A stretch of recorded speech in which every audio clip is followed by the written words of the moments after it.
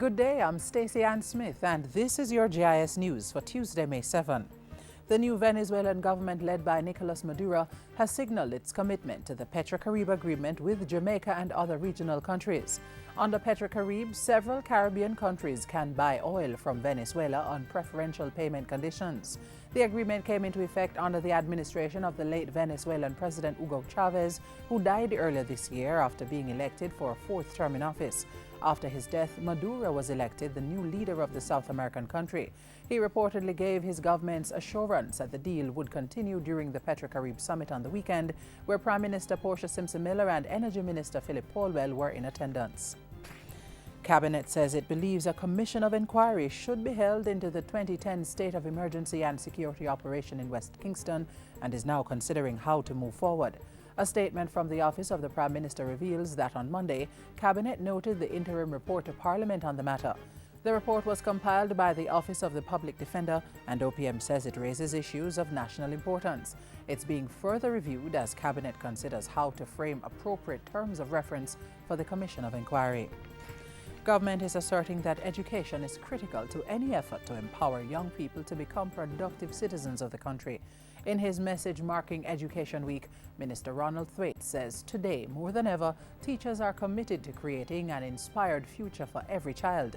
He says this special week presents a favorable occasion to advocate for public education and the important role that schools play in communities. Driven by the Jamaica Teachers Association, May 5 to 11 is being observed as Education Week under the theme, Advancing the Nation's Human Capital Through Education. As part of that, May 7 is celebrated as Read Across Jamaica Day.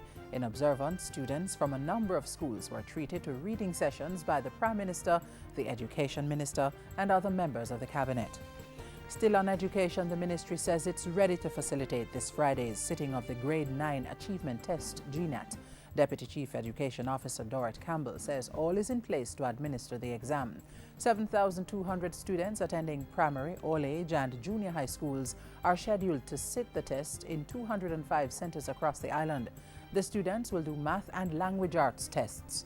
GNAT is used to place students in grade 10 of high and technical high schools.